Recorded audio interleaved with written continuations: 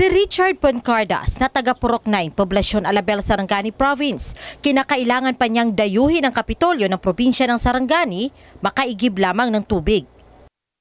Matapos mapuno ang mga lalagyan ng tubig, babiyahe ng mahigit 10 minuto si Richard, sakay ang tubig sa kanyang tricycle. Babaybayin nito ang 3 kilometrong daan, tatawirin ang isang tulay at madaanan ang mabatong kalsada bago makarating sa kanilang tahanan. Sa kanilang tahanan, hindi lamang mga bakanteng imbakan ng tubig ang nauuhaw.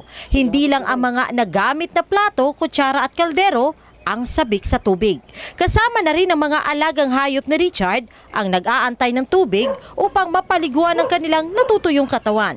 Simula nang pumatak ang buwan ng Pebrero, apektado na rin umano ang pagpatak ng tubig sa kanilang nasasakupang purok.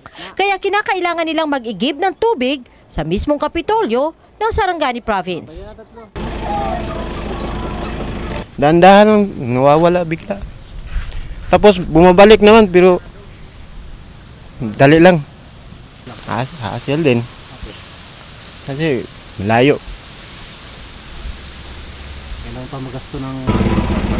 Sa 4 na buwan niyang pabalik-balik sa paghahakot ng tubig, pabalik-balik rin ang perwisyong naidulot sa pamumuhay nila.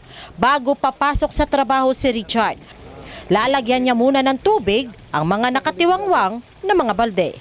Jen Solis, Brigada News.